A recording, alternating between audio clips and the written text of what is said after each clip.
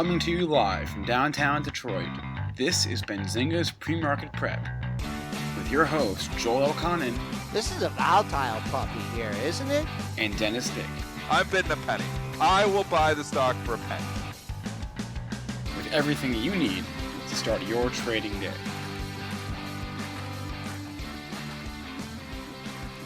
Good morning, traders and investors. Welcome to this Thursday, December 1st edition of Benzinga's PreMarket Prep. I'm Spencer Israel, as always, here with Joel Elconin and Dennis Dick. Got a good show for you folks this morning. Our guest at 8:35 is Gary Kaminsky. He is the host of Wall Street Week on Fox Business and the former vice chairman of Morgan Stanley. You've no doubt seen him on Fox. He's been on CNBC. He's been all over during his 30-year career on the street. So we're pumped to talk to Gary at 8:35. But before then, we got some movers to discuss. Of course, we'll get through the follow-through in oil and what Joel and Dennis were seeing yesterday out of that. The big mover in the after-hours session was Bluebird. We will talk about their positive data. Had a couple of earnings still trickling in, and we're seeing some movement or some action in the financials. Joel, how are we looking at the S&P so far today?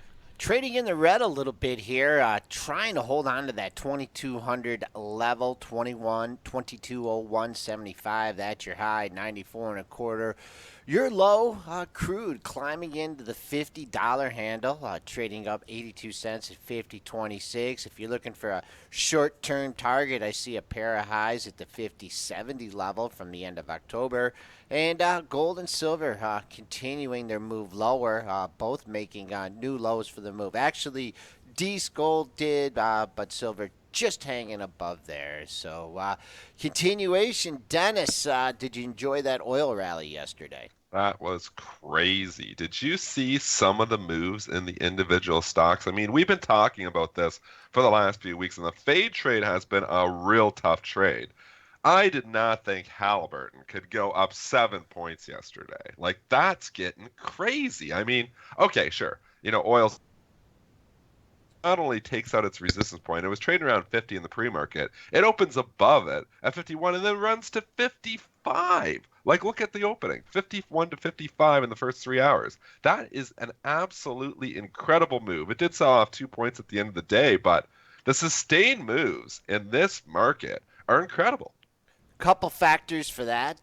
Perhaps shorts coming in off the open and thinking, okay, Squeeze 'em. yeah, we gotta come in a little bit. You take the current short interest and then you apply everyone that came in on the open, and then also when you get these kind of moves, if you're long this thing and got a big position, why not buy more? Why not force pain on those shorts? Why not bid it up so you can sell your stock higher? And I'm not talking about fake bids, but just going out there, throwing out 5,000 share bids. The bots are going to get ahead of it and bid higher than you.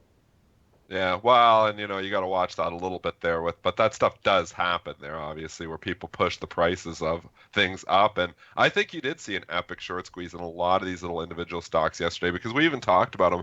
They were looking pretty bad on the charts. I mean, Halliburton looked broken 2 days ago. You could talk about all of the other oil stocks. A lot of them were looking broken. Even me and you, oil itself was looking weak. And then just, obviously we get this deal or this potential deal, and all that's taken off the table. And we always talk about it.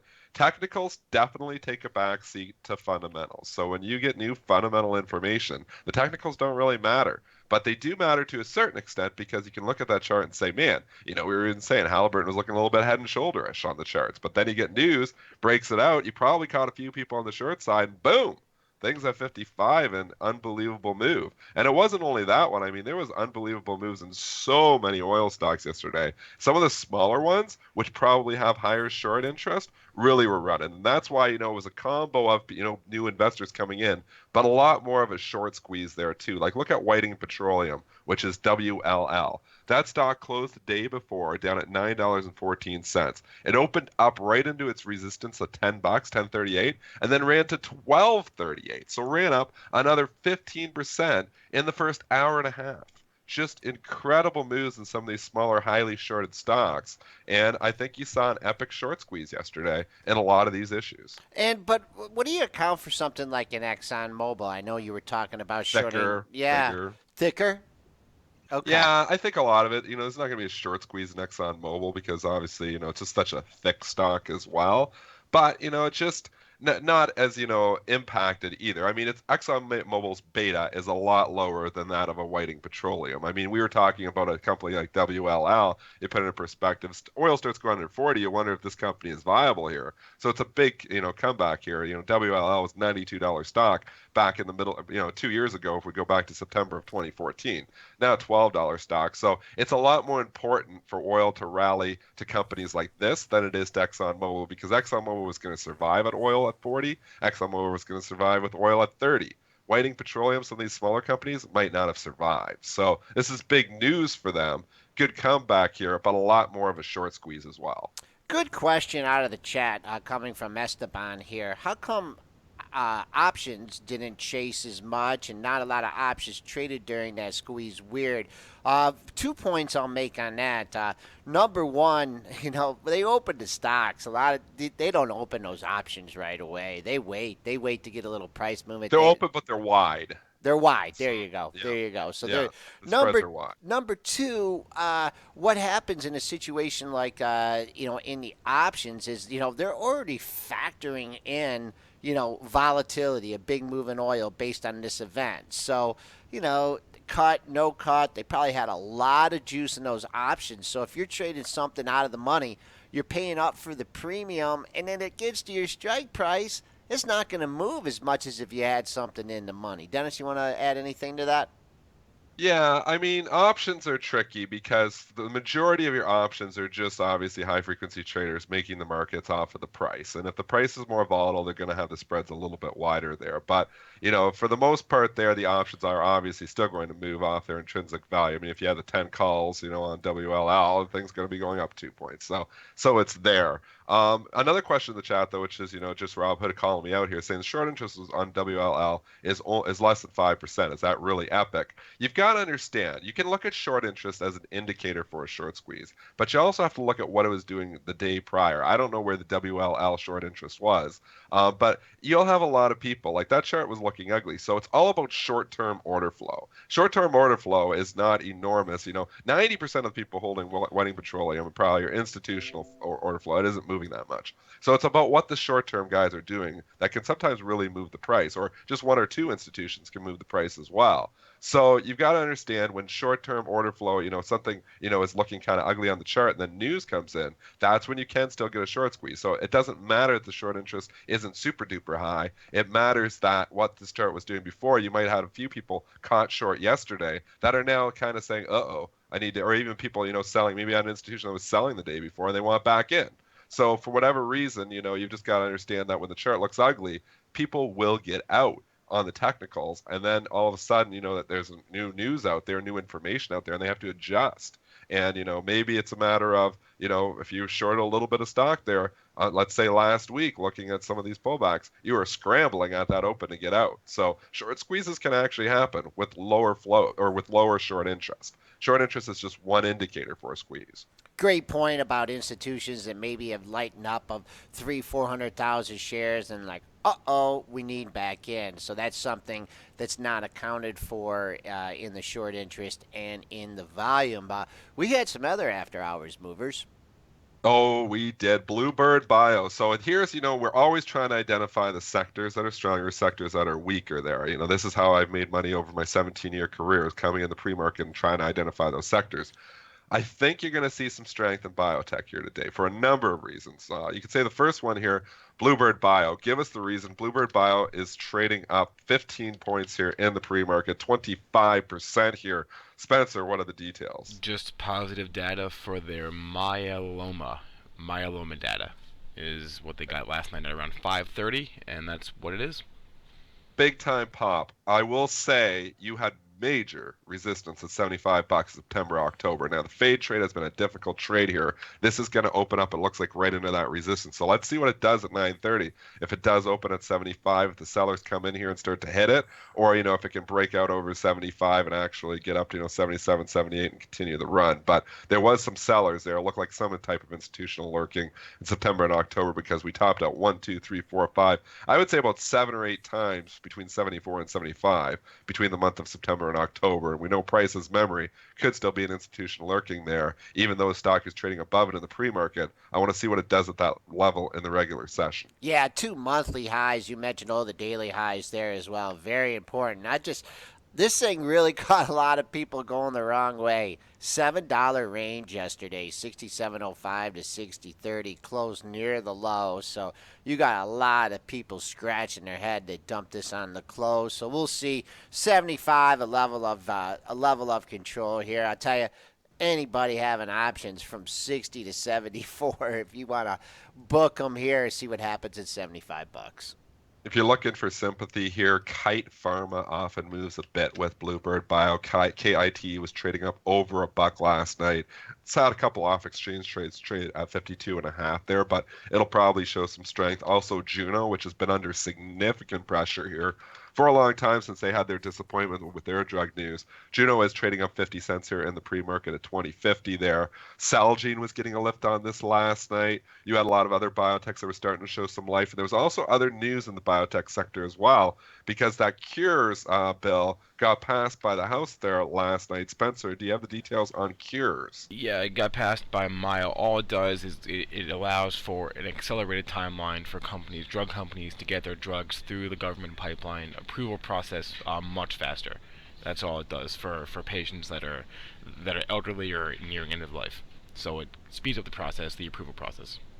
Not bad news for the drug stocks here, though. Obviously, speeding up the process there. So I'm actually quite surprised at biotech, and I am long some biotech here. So talk my book a little bit. We know my investment portfolio is full of biotech here, but I'm kind of surprised. The IBB, the XBI are not trading up that much in the pre-market. I mean, XBI has had 100 shares trade up 50 cents here, but even the IBB, it wasn't up that much last night. So I'm kind of surprised that I thought there would be more strength here in the biotechs. We'll have to see if that does materialize maybe over the course of the morning here. But as of right now, I've got biotech on my radar to be one of your stronger sectors here today. And just taking a look at the IBB here, man, just looking for this to fill the gap. I mean, please give me one more chance to buy this at 250 or even 260 here for a little bit lower risk trade. We had talked about that 240 to 250 area. Still on the upside, man. Maybe just wait till it can finally break and clear 300. That has been the level going back all the way to July. Look at that trend just from the last 10 days. You could draw a perfect purple crayon, Jeff Mackey there. But you could draw a perfect purple crayon line, also Nick Shaheen, right on all those tops there from the last, dozen trading days. Yeah, well, how about a little bit of a triangle here, or rising wedge, whatever you want to call it. Steep trend line coming off those lows, and then one coming off the, boy, I tell you, if it wasn't for that gap below, fear of gaps, man, this thing looks pretty tasty here. But we'll see how it's reacting. Probably getting a little bump here in the pre-market. No, not that much. So we'll see how the biotechs react today. Okay, let's jump over to a couple. What were you going to say, Spencer? Well, nothing, but Kroger just reported a few minutes ago. Oh, yeah, well, that's what we want to hear. Okay. Earnings stocks. What did Kroger have to say? Q3 EPS, Let's go Kroger. 41 cents. That was in line with the estimate. Revenues of $26.56 billion versus $26.34 billion, so a slight beat there.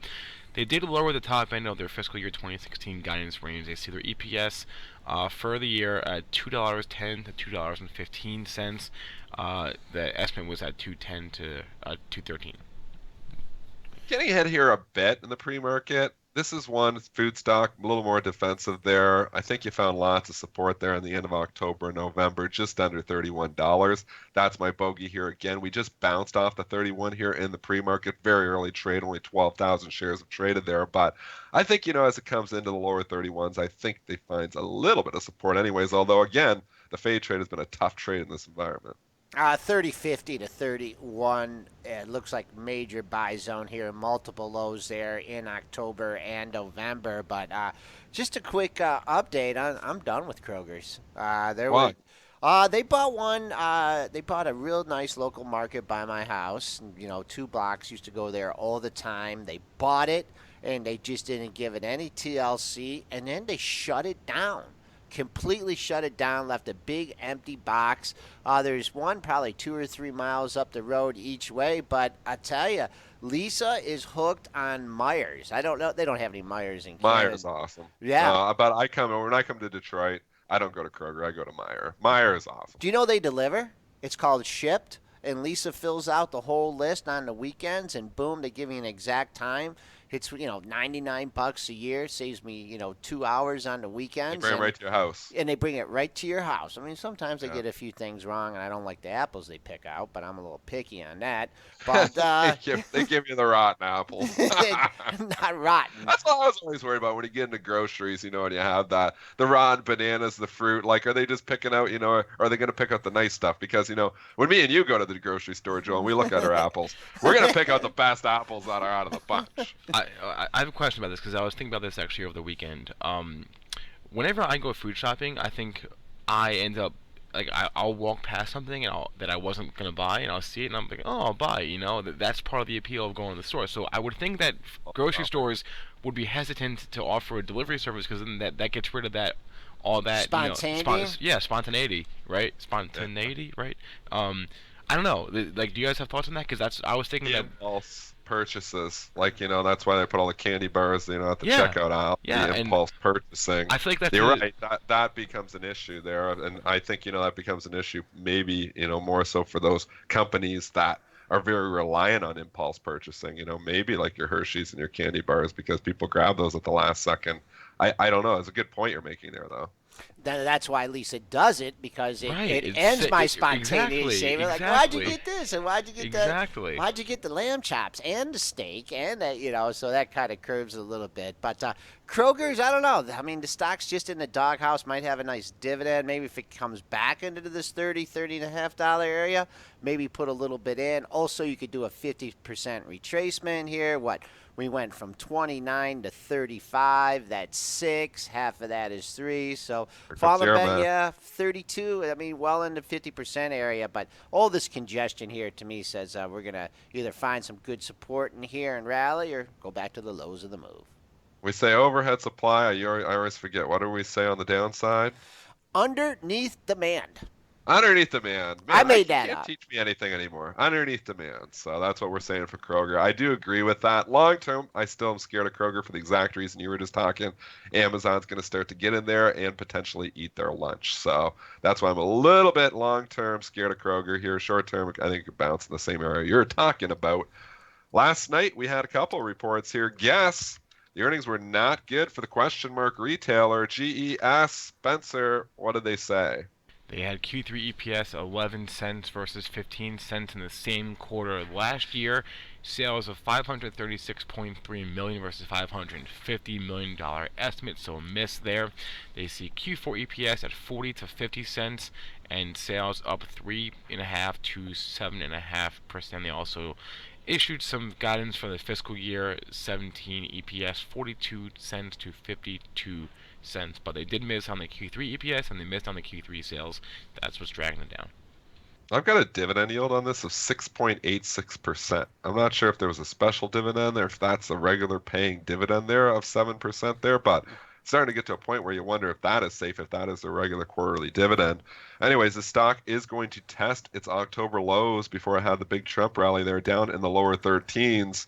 It's kind of ugly here. You do have support here. Support is support until it's broken, but this is just one of those little teeny bopper retailers that I think has been struggling for a long time. Hanging out at the $13 level. There's your lows, 13 even. Lows in the move right there as well, 13.19, 13.32. Dennis, I think if there's one strategy, since we've been doing the show together, if we just employed it every time, we'd be up some good money. And that's shorting, What is that? Shorting teen retailers in their earnings.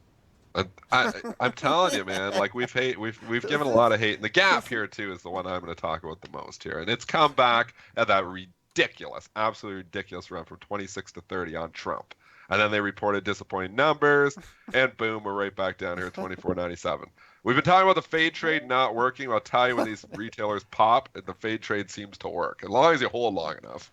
Yeah, tough selling into it, and then you get the gap down, and you're like, oh, it's going to come back to 29 and change in gap, and Never gives you a chance. yeah, that's not the case. We got to do our favorite earnings stock of all, right? You know what that What you is? got? Lazy Boy. Lazy Boy, come on now. Lazy Boy Oh, shares. wow. Lazy Boy is trading up. Give us the numbers. I don't know if I have time for the story, but give us the numbers. I lost it. Hold on, I'm pulling it up right now. Lazy. It's up $1 in the pre-market. It kind of was quiet trade. I think they raised the dividend just slightly by a couple of cents Wait, there, but what are the numbers? what is? Oh, because I'm typing the wrong ticker. LZB. Gosh, Spencer. Come on, Okay. I'm on it. Spencer. I'm on it. Q2 EPS 42 cents. Revenue 376.57 versus 376.29 million dollars. So a slight beat there. They also raised their dividend from 10 cents to 11 cents. It's a party for that 1 penny extra dividend there. Everybody can kick back in their lazy boys and enjoy that extra penny. And I haven't been to the New World headquarters yet, but I'm just looking at this one, and I'm just thinking for all the years we've been, doing the show and look at it. I think the only thing I'm going to do is buy this at 20 and sell it at 30, and that's been a strategy that's basically worked since 2014. Here's the monthlies. Now, Oh, kind you're of, right. yeah, look at that. I mean, you wouldn't have gotten too many opportunities to do it, but perhaps coming up another opportunity here if you get near the $30 level. Nice run in earnings ahead of the number. I mean, you could attribute some of that to the market, but under $23 for Trump. And now back up closer to 30. So looking more, a little bit of a fade on Lazy Boy chairs. Not even going to ask the chat. We all know it's world headquartered in Monroe, Michigan, my hometown. Dollar General DG trading down 6 points here in the pre-market. Going the opposite direction. We had Dollar Tree come out with earnings there just about a week and a half ago, and it gapped up. Dollar General is going to go the opposite way. The pair traders are still pounding their heads here against the wall because a lot They're of pair getting strategies killed. haven't been working. And if you were using Dollar Tree as an indicator for Dollar General, you are under significant water here this morning. It is down 7.5%. Spencer, what are the numbers? Yeah, 84 cents versus 93 cent. Estimate revenues of 5.32 billion versus 5.37 billion. So a miss on the top, a miss on the bottom. 71 and a half. What do you think? $70, Joel? $70 gonna Oh, bounce? man, the daily. I mean, Dennis, you just want to talk about how the pair traders are probably getting lit up like a Christmas tree. It is tough market, Woo! like not just for Dollar Tree, Dollar General, but I was just out at University of Notre Dame, and this was a big part of my conversation. Is you've got to really adjust strategies on the fly here. And StatArb, if you're just doing your pairs and pairing stuff up, I'll tell you over the last couple of years, the market had been so correlated, all these correlations there. You almost pair any stock with any stock. But now correlation's completely broken down. We've talked about this a little bit on the show where some stocks going up, some stocks going straight down. But it's not only that, it's the relentless trend of some stocks. Like we were talking, Goldman Sachs up another $10 almost yesterday. This is after it's already tacked on a 30-point move in a matter of 3 weeks. Bank of America's up huge again yesterday. I mean, these sustained moves are absolutely incredible here. And a lot of the traditional strategies, are to fade, different moves, and to look at, indicators, sympathy, and one of the moves there, or one of the strategies there is you look at Dollar Tree earnings. They had pretty good numbers. You're probably going to bank that Dollar General is probably going to have pretty good numbers too. So I bet you caught some pair traders maybe going along into that report. And boom, they're under $6. I don't know if these trades are too crowded or what it is here, but I guess if you disappoint, you disappoint. But man, down 7.5% here after Dollar Tree blew it away. That's a tough quarter for Dollar General. All right, let's just take a look. Trading down in the pre-market. Let's check out the pre-market low. I think we already did. I gave you some levels on this. 70.90, that's your pre-market low. That's a big haircut. Filling a little gap that you had in there from back in early November. So, I don't know. I just see a stock down like this, $6. You took heat on the short all the way up to 80 and change. Maybe some shorter term players are going to bring in some shorts. Longer term support way down under $69. The Trump rally had a low. It came up from 68.38. Okay, just jumping into the chat. Elizabeth's asking us about Twitter. And you know what? It's funny. She says we haven't talked about Twitter in a few days. Man, we usually talk about Twitter every day, but I think you're right. We haven't talked about Twitter in a couple days here. And you gotta respect this $18 level. So forget about rumors, forget about the fundamentals, forget about everything else just for a minute. This $18 level is just classic support, becomes resistance, becomes support here once again. I mean, back in August and September, we were finding great support just around 18. Then we had the ridiculous run and all the rumors up to 25. Came down to 18, broke it, actually went down, on some bad, I think it was a bad report. But then quickly got back up over 18 again. It became resistance for about a week. And then it started becoming support again. And now we drift all the way down. We come back to 18 once again, 17.85 decimals. You got around a bit, but call it $18. $18 has just been a great bounce level. You know what I think on this one here, and I've been playing the 20 calls and just been selling them a little bit of a 19, just kind of scalping around the position, buying around 18 here. You know what I think? Let's just go to a weekly here on this. I just don't know if you're going to get a big rally here by the end of the year. I think some people just may be throwing in the towel. I'm not sticking with this dog. Started out the year near the $25 level, just tax selling. I know institutions close their books a little bit early here, but I mean, unless you get until your next earnings report or a big upgrade or something, I just see you see this malaise is people probably, take some tax loss selling and see if they can buy it back at the, in January. But 18. I just think there's going to be another rumor. Don't you think there's going to be another rumor that kicks up eventually here? I mean, there's been so many rumors. We're due for a rumor. It's been like 2 months. It seems like there's a rumor of somebody to buy Twitter every month. One materializes in some, published blog or somewhere out there. I just feel like there's going to be another rumor that's going to pump this thing to 20 here. Not that's going to come to fruition, but there's just so many. This thing is so rumor prone for buyouts there. We haven't had one in a long time. I just feel like we're due for one. I just say they got all the rumors that they're going to sell. They got that out of the way earlier in the year. They're not going to sell. So, yeah, I mean. But I don't think they're selling, but that doesn't stop people the from rumors. rumors. Yeah, there was the rumor mongers out there. Disney last week. Since we're talking about the chat, Elizabeth D has an iron condor on in Amazon, and that had a nice bounce off the $700 level. Kind of looks like it's settling into a little bit of a range. I'll give a quick comment here. You had a breakdown from 850 to 700. Let's call a 150-point move. 75, you got a little bit more than that. I think you're okay then if you got the Iron Condor here. 800 looks like it's major. If you sold the Iron Condor, 800 looks like major resistance, and now it just seems like we're selling here at the 750 level. Well, and we talked about it yesterday. When money is flowing that hard into a sector, it's going to come out of other stuff. And you saw Amazon trading up in the pre-market yesterday. You saw Facebook trading. You saw some of the tech stocks kind of trading up a little bit in the pre-market yesterday. But oil was up so much, and you knew the money was probably going to flow into the financials too. We talked about that on the show as well.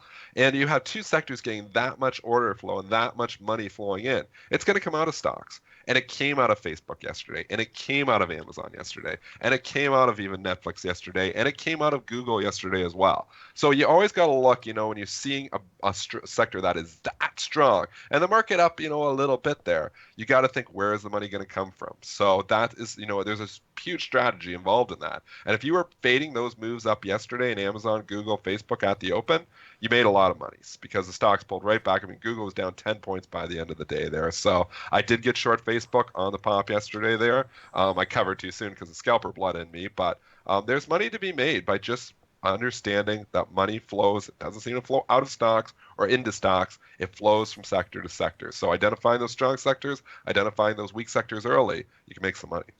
Real quickly, Apple here, 110.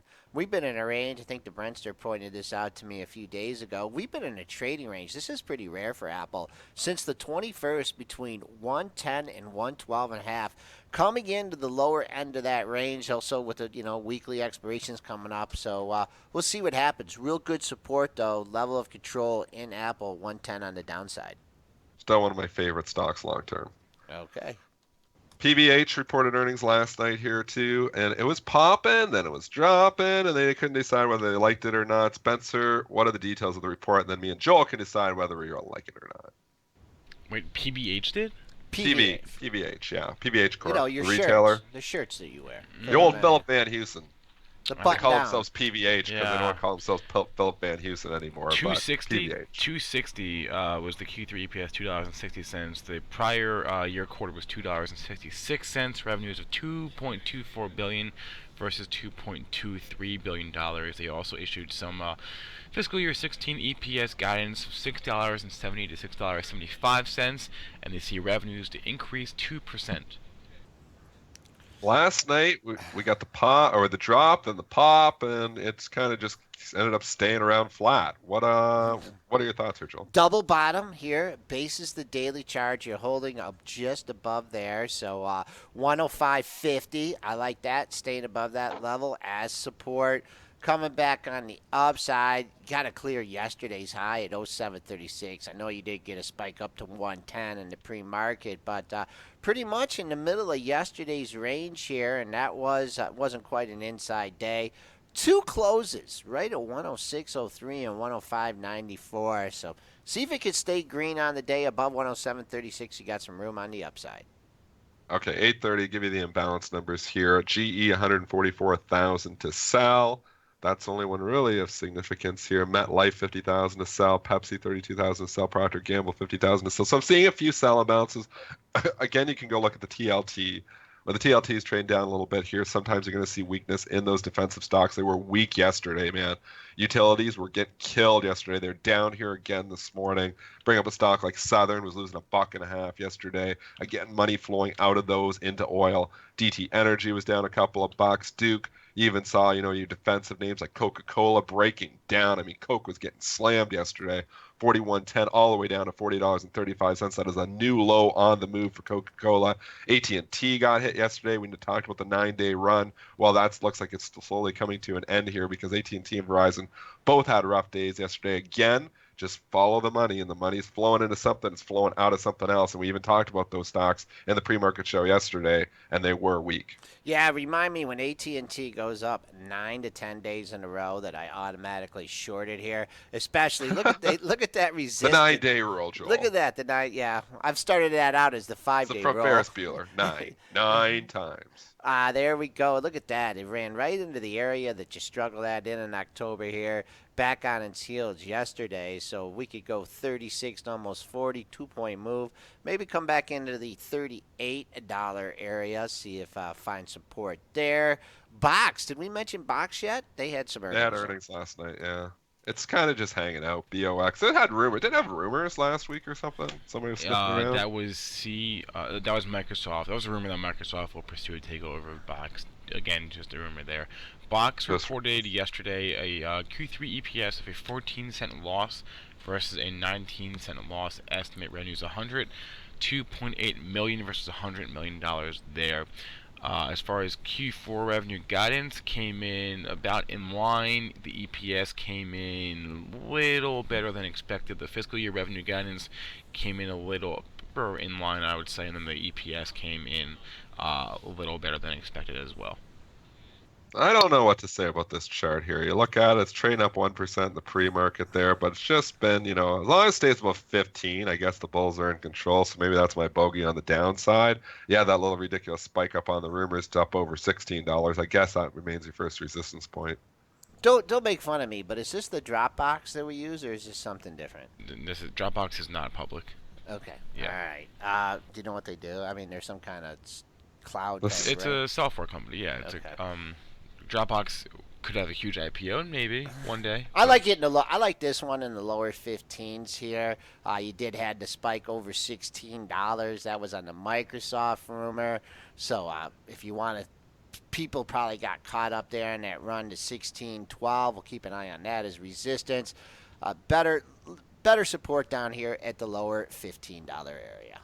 It's cloud stuff. Cloud That's all stuff. I know. All right, ICE, we're going to do comments on ICE here, and then we're going to take our break and bring in our very special guest, Gary Kaminsky, who's the host of Wall Street Week. ICE Intercontinental Exchange here, spike up to 58. I like to support here at the $54 area if it comes back down to it. And I haven't looked at any comments on ICE here, Dennis? Underneath demand, using your comments. All right, and just a real quick look at CME here. Chicago Mercantile Exchange, boom, big run up. Harlan Pine would like this chart. Big run up, come back to area where it broke up, a little consolidation, perhaps a move higher. All right, we're going to take a break here at 8:34, and we are going to bring on Gary Kaminsky. He's the host of Wall Street Week on Fox Business, former vice chairman of Morgan Stanley. We'll be right back with Gary. Whether you're a short-term swing trader or a long-term investor, you need to check out Thinkorswim, brought to you by TD Ameritrade. There's a reason why Thinkorswim has been named the #1 trading platform, because it has it all. With Thinkorswim, you can trade stocks, options, futures, forex, and virtually every other type of order. Get notifications on mobile devices and interact with other traders in chat rooms. You can also use technical indicators and see the latest investing and trading education in Think Money magazine. If you want to keep up with the markets, you need Thinkorswim. To experience everything Thinkorswim has to offer, open a TD Ameritrade account today. Thinkorswim, the online trading platform for traders and investors. TD Ameritrade, member SIPC. All investing involves risks.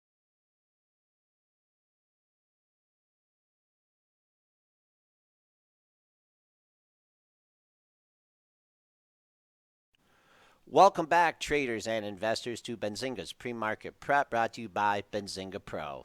I'm your co-host, Joel Elconin, with Dennis Dick and Spencer Israel, and we have Gary Kaminsky on the line.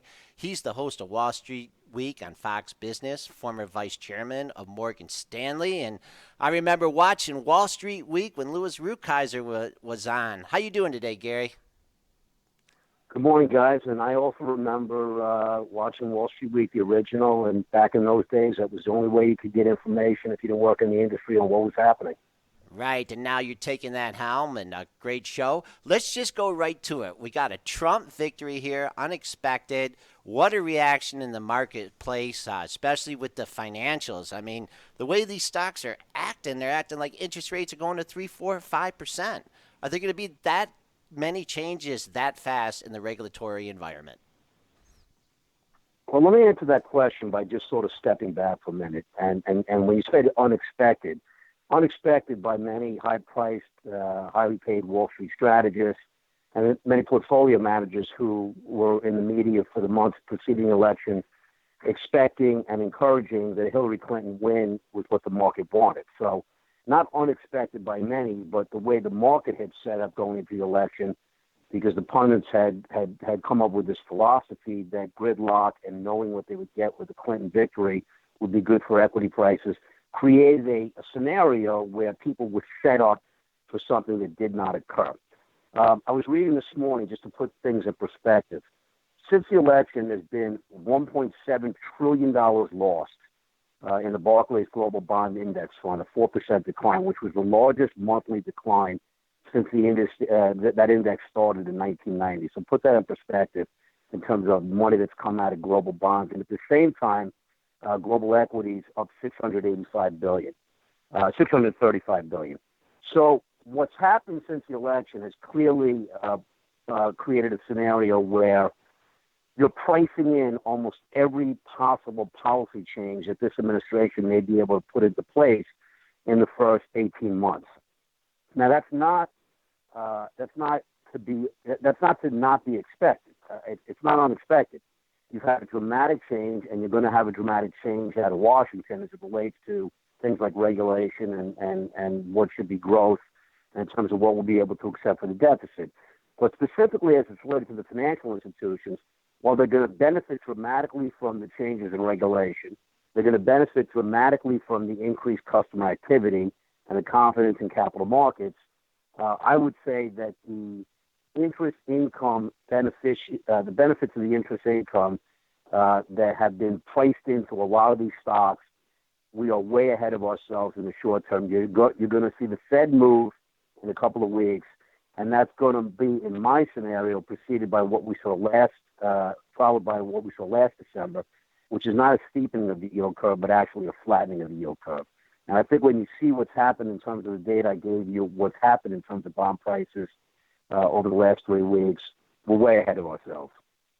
Gary, let's just jump back into the regulatory environment just here for a second, because I'm agreeing with a lot of what you're saying here. But I look at the moves here in Wells Fargo, and here's a company that we were challenging, whether they had hurt their whole credibility, obviously with this fake account stuff. And in 4 days, the stock's making new highs on the move, and all that is completely forgotten. You look at the move here in Goldman Sachs. It's went from $180 up to now $220 a share. I mean, they're pricing some of these banks like they're throwing Dodd-Frank right out the window. I mean, is it going to be that easy for them to come in here and start repealing, everything? And are we going to go back to the Wild West of banking? It's not going to be that easy. There's going to obviously be significant challenges. If you look at many of the media publications this morning on the announcements of some of the appointees yesterday, Even the Republicans with the Republican-led Congress are going to challenge some of the attempts to basically, as you said, throw everything out. So no, it's not going to be that easy. But I think the moves, you pointed out these spots, I think it's really, really important to go back and think where people were positioned on November 8th. And if you look at the industrials, you look at the financials, you had a massive overtilt into a expectation that things were going to continue as they were. And so really going back to periods like pre-2008 or pre-2000, you had such a significant tilt of people that get paid to actively manage money that in many cases, as I've talked about for years, are truly nothing but closet indexers, being so underweight the benchmark in the financials, in the industrials, in the energy space, that this has been the result of, really for lack of a better way of saying it, because I hate the cliche, but it's been catch-up. And it's been catch-up into a brutal tape where the greatest number of active managers are underperforming their benchmark, probably in the history of people measuring those comparisons. I think the numbers I saw fly by is like 80% of active managers are underperforming, which is scary in itself. Just jumping back and sticking with the rates too here. Okay, so obviously Dodd-Frank might help them. We know that the Fed's probably going to raise rates this quarter here, and we know we're maybe going to a little bit of more of a height-raking environment. But how much can they really go? I mean, this country is built on debt. These companies are built on debt, and you're seeing other places around the world. Europe's going to negative rates here. Can they really start raising 4 or 4 times next year? Can that happen here, or will that just cripple the economy?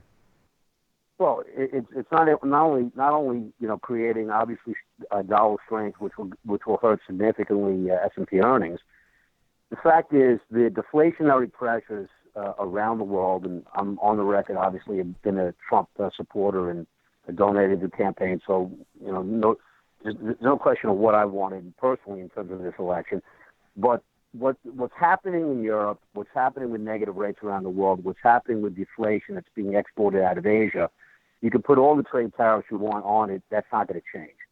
So the idea that 6 months ago we were worried about negative rates and deflation hitting this country, and obviously the bond market reflected that for some period, while economic growth, and even if it's debt-fueled stimulus here in the United States, it will help grow this country and this economy.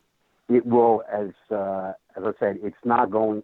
You're not going to be in a scenario. I know a number of bond pundits have now talked about the same ones that were saying we're going to see 1% on the 10-year.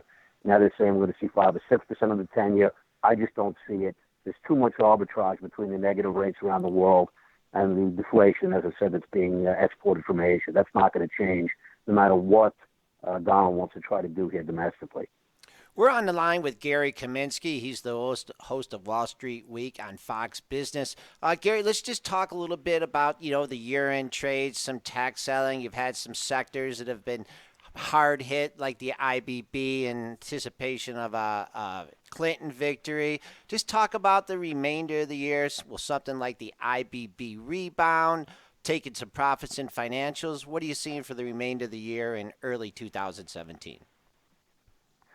Well, the funny thing, and I'll put my old Morgan Stanley hat on it to answer that question, Joel, which is that if you go back a month ago and you have a typical investment advisor, financial advisor, talking to clients, looking at tax losses, and thinking about what might happen over the period, a lot of those tax losses, especially in the energy space, that existed a month ago are gone.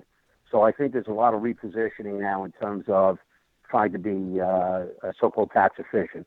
Remember, too, that there is an expectation, there would have been an expectation or some thoughts about profit taking. I know discussions that I had with a number of advisors yesterday where they're now encouraging clients to defer some of the profit taking or tax selling on capital gains into next year on the hope that one of the things that come out of the administration is some kind of relief on long-term capital gains, which, depending on which plan you're looking at, may or may not happen. So I think in terms of trying to trade the tape, which I'm not ever any really good at in the short term, it's hard to see any kind of major correction between now and year end, which is, again, only 4 weeks away now, given the fact that there's going to be this artificial deferred or deferral of trying to push things into calendar year 2017, and a lot of the tax losses that were there aren't looking as big as they were a month ago, and as such, the way retail investors typically act, they do the wrong thing. They average down, or they would rather buy something that's down and not sell it, as opposed to they'd rather take profit on something that's up, average down on something that's down, and I think that kind of behavior will continue, especially given the fact that I don't see anything in terms of the macro news creating a negative tape between now and the end of the year. All right, and where you're putting the money now, you mentioned a little bit about muni bonds, and boy, that's one ugly-looking chart here. Tell us about your outlook for the muni bond market. Well, I think, as I said, if you're a bond buyer, if you're somebody who has allocated religiously over the last several years, actually the last decade, you've been given a treat by what this dislocation has happened since the election. Again, just remember what the numbers are. I pointed it out at the top of this segment. 1.7 trillion lost. Equity values up 635 billion. Think to yourself, does that make sense? Given has the world changed that much? So yeah, the municipal bond market, the charts look terrible because obviously it's simply down with treasuries.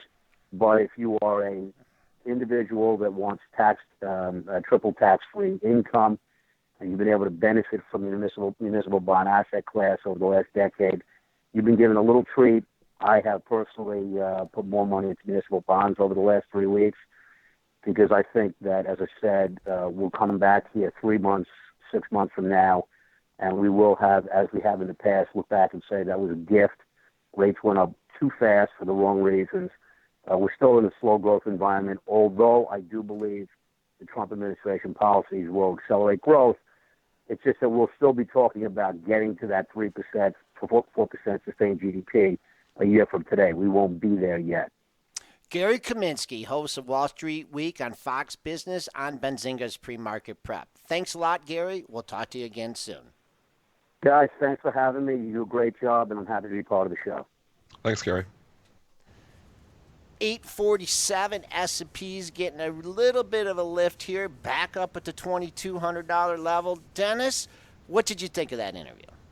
Oh, yeah, Gary's always good to listen to. I mean, you just put it all in perspective here. The one thing, and I'm going to say, just to here, and we've reiterated this a few times here, and I was asking Gary about it on the show too, is just the move that we have seen in these financials. And he made a great point at saying how, maybe a lot of people were underweight this sector. A lot of people thought it was going to be more of the same low interest rate environment. Now you get Trump, it's a wild card, and people are pricing in that uncertainty in favor of the banks. They're looking at, obviously, maybe regulation is going to be less and less strict, and that's going to be good for the banks. Maybe, interest rates are going to go up a little bit faster than they would have under Clinton presidency, and that's something to think about as well. But I just wonder, when this ends. I mean, the trend is your friend, though, and it's hard to fight the tape on these. From a valuation perspective, the U.S. banks were relatively cheap compared to other banks around the world. I mean, you look at the Canadian banks, and those things were trading 2 times book. Most of your U.S. banks were trading under book value there. So there's a lot of considerations there. So maybe it is just that reallocation of capital there. Money managers now scrambling, or paying and buying these things. And that can be persistent. And this trend has obviously been persistent here for the last 3 weeks in financials there. So I guess until you get a clear break of trend, it's difficult to just come here and say, hey, this is the top. I think another wild card in there was, the changes in the House. I mean, one thing to get Trump elected, but to think that, he would have both houses on his side too, really pays the way for more financial regulation. I mean, I'm just looking at this Bank America, and what an incredible run here. And I have to admit that I got down. It's up every day, Joel. I know. We come in here, and it seems like almost a no-brainer. You come in and you take it home overnight, and it's up 20 cents the next day. I mean, even on those couple of red days that I had, it seems like in the pre-market, this thing's up 1 or 2% every morning. Right, and doesn't it? Like I'm having like Groundhog Day here, where I guess you just got to come in and you buy the banks overnight and you sell them into the strength the next morning because they just seem to go up no matter what. S&Ps go up, S&Ps go down, the banks just show strength. I have to admit, you helped me out on a trade here. You always talk about me being your mentor. When this thing was trading 20, you see when we hit that $20 level and we stalled, and I was Yeah. just thinking, oh, look at the triple gap. It's got to, I'm going to wait. I'm going to buy this thing at 18 and a half. And I waited and I waited and I waited and I covered, and not only did I cover, but I flipped and went long a little bit and went long some 21 calls. I Nice. can't believe that they're in. I was like the old revenge trade. That one worked out, and now I mean, you look at this daily chart, and you're like, oh man, this is bearish. Look at that run from 17 to 21. But always looking at different time perspectives on your charts can give you a whole look at this on the monthly here. The party just may be getting started here over $20. I mean, 20 to 40. Look at it. You took care of that in 2 months. Now, it's not going to go to 30 or Yeah. even 40 in a heartbeat because of the dilution in shares and whatnot. But holy What a mackerel. great chart to look at, though, when you do look at it that way, Joel, and you think, wow, we were at $55 back in 2007 for this financial crisis. Now we're looking at $21. It looks cheap, and I don't think did Bank of America really dilute themselves? They didn't No, dilute no, themselves you're as much right. as like Citigroup. You're right. There You're might have right. been some dilution there. Like you bring up a Citigroup chart and bring up the Citigroup one just for comparison purposes, and you'll see, oh, $500 a share is a whole lot of room to run. Well, that's not the case because they put so much, they had printed so much more stock out there that it's never going to get, if it got back to $500 a share, it'd be the most valuable company in the world. So it's never getting back to that level. So, that's, a different story there. But I don't remember Bank of They America don't. They diluting don't. themselves. Yeah. Did they dilute themselves at No, all? they never did. I stand corrected. I just was thinking. I was thinking the But that's a Citigroup. great point you're making. So if they didn't dilute themselves, I just go, sometimes it's good to look, we look at price so much. Sometimes it's good to look at market cap too, just from comparison purposes. Okay, it's a $200 billion company. Then let's look at Citigroup market cap. We're just grabbing the market caps on the stocks here because they issued so much more stock. Citigroup is actually a $158 billion company here as well. So, if Citigroup was to go back to $500 a share, it's up tenfold. It'd be a $1.5 trillion company. So obviously it's never going back. So you have to look, obviously you can't get back to 500. But could Bank of America get back to 30? Get back to 35 if this regulation is going to be a lot less, if interest rates are going to go up. Even from our chat there, we just had Jimmy A talking about tax cuts too. I mean, he's like, look, at cutting taxes as well. So there's a lot of reasons to get a little bit excited, in different sectors, especially, in the U.S. So with Trump coming in, it's funny, everybody was so scared when we sold off 105 S&P points when he got elected that night, and then everybody stops and analyzes it, and I guess Trump, is actually good for Wall Street. All right, nice little rally going here in the S&P futures. Back up, making new highs for the session. Crude right at that level, that double top that I had talked about, the 50-70 area. We'll see if it pauses there. Dennis, did we just get a whole slew of buy-in balances? Did they flip, or what did you see there? They're Was it? small now, but I think did we have some a data point, Spencer? Something come out? We had jobless claims at 8:30. We've been slowly lifting since then because we were down about 2 or 3 points right before 8:30. We've been slowly climbing back, but this is buy the dip, man. You go down 30 cents on the SPYs, and people come in there buying. Right back up. Dips aren't very big. That 1%, that's your correction nowadays. You pull back 1%, depending on the sector, obviously, but seems like they come in here buying on every dip. All right, one thing that we had on our list to cover, there were some big moves in Fannie Mae and Freddie Mac yesterday, and we don't give much attention to those issues. The reason for the rally was the appointment, I believe, of Steve Mnuchin. I think kind of get these companies going back.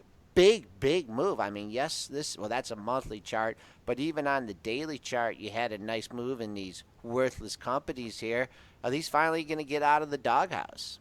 I'm not. Off exchange, I mean, these things, it's difficult, to even, they're trading off exchange. But it always seems like about every 6 months we talk about big pops at Fannie and Freddie. And then when you look at them, 6 months later, they're right back down. So I can't, be a buyer of these pops here on Fannie and Freddie because you see this happen sporadically. And I'm just not a fan of buying anything off exchange just because it's more illiquid and it's more I just think these companies, it's just too laden with debt. It's going to be too difficult for them to ever come back. Well, if I could add something real quick, it was comments that Steve Mnuchin has made in the past. So Fannie and Freddie are GSEs, right? Like government-sponsored enterprises. He believes that they should no longer be that. He wants them. He does not want the government controlling these companies, and he wants to. So people are buying it up, thinking that they're going to put the value back to the shareholders. Because right now all the revenue goes towards the government, right? They're pretty much worthless. But based on what he said in the past, he wants to get the government out of there and put the value back into the shareholders' pockets. So that's what people are buying up. All right, I don't want to neglect. I think it was Larry at the beginning of the show asked about Five Below. They have earnings after the close. Stock pretty volatile. Came off the $52 area to 36. So what was that? A 16-point move. 8 got half of that back at 44. I'm looking, besides the report, I'm looking for this thing to get back above 44 and hold. It's really tough to trade these retailers, especially if you look at DG and what that happened. Dennis, any DG is going to put some pressure on it here today. It is trading down, offer down at $39 here right now. The $5 dollar store, all these things are similar in companies anyways, in my opinion. But, Dollar Tree blew it away. Dollar General disappointed. So what's that mean for Five Below? I don't know. This morning here, they're hitting a little bit because of the thing on the memory of the most is the Dollar General earnings here for this morning, and they were not good. So Five Below probably going to be under a little bit of pressure here today. It's below the critical 40 support level, so there's a lot of air below here right now. But I think may pull back a dollar and people nervous about the report here. I think if it gets hit, I think you got support down at 35 after hours. If obviously if it blows it away, then you look to the highs that we were at 3 days ago, which are up to 43. So I think that's my numbers here for going into the report. All right. Also, not a lot of major ratings changes here, but Macquarie started Ford at neutral and GM at outperform. Dennis, you take a look at this GM chart as of late. Come back. Yeah, I didn't notice it there just a couple days ago there. GM has been coming back. Ford's been sleepy. Ford has not went yet, and that makes me interested. I think usually Ford does eventually play catch up here. So if I was to, look at one here that I would like to buy right now, GM has had a 3-point run here really, in the last 3 weeks, where Ford really hasn't gone up at all. So, I think Ford, I like a little bit better. It's rounding here a little bit above 12. It becomes interesting to me. It tried to get up there yesterday before it collapsed towards the end of the day. But there was some funny stuff happening at the end of the day as well. You had some end of the month selling balances coming in. They were hitting stocks. And that's, maybe one of the reasons why we sold off towards the end of late yesterday there. But I kind of like Ford here. All right. And we cannot neglect Hoosier. He wants to know about UTX. They own Carrier that's been given some incentives to stay in Indiana. This is an industrial stock, so before I, pull it up, I think it should have had a nice rally. It did. Look at this, 110 level here. I'd take a look at that, Hoosier. I mean, you get back through there and you got continued upside. Good support down at the 106 area, kind of trading in the middle. And didn't we have some takeover rumors in this thing a little while ago? Wasn't maybe a month or two ago? No, that was like 2 weeks ago. And it was that they were a potential target of Boeing. Right. Such a huge company, though, to try to take over. So when you start seeing potential takeovers, in a Dow component here like UTX, let's just look here at the market cap. I mean, you're talking about a company that's $89 billion. It's a big company for Boeing to try to swallow here. So I think those rumors probably don't materialize. I mean, Boeing itself is a $93 billion company, so I guess it would kind of be a merger of equals. But there'd be some major antitrust scrutiny on that one here, too. I don't see a deal like that materializing. All right, Rob Hood bringing up a couple of the auto parts suppliers looking interesting. I'll tell you, I just looked at the two charts here, and the Borg Warner, boy, that one looks more interesting to me if, in fact, you can clear that $36 level snuffed out. So even on the monthly chart here, we just started the new month. But the last 3 months highs right at the 36.50 level. That's your big level for today. All right, 8:59. Spencer, thanks for putting together a great show today. Why don't you wrap things up and preview our final show of the week? So tomorrow we've got Shailesh Kumar. He is the owner and portfolio manager of the Value Stock Guide. Another new guest for us, so looking forward to that. If you want to catch our chat with Gary Kaminsky again, you can do so. We're on YouTube right after we're done here, and then I'll also post the podcast on iTunes, SoundCloud, and Stitcher, so check out any of those platforms. You can also surely check out, I'm sure we'll have an article or two up from Gary's segment on our site in a little bit. If you want to check out Benzinga Pro for free for 2 weeks, you can. Just go to pro.benzinga.com to get a free 2-week trial of Benzinga Pro. It is Benzinga's real-time news terminal with all the information you need to stay on top of what's going on in the markets. You can also call us up at 313-723-2000. If you say that you are a listener of the show, there is a discount for that, so don't forget about that option. Thanks for listening today. Don't forget that all the information, material, and content from our show is for informational purposes only and not meant to be investing advice. Good job, Joel and Dennis, today. So thanks for running the show, and thank you everyone for listening. We'll be back with you folks tomorrow for Shailesh Kumar. In the meantime, have a good rest of your day.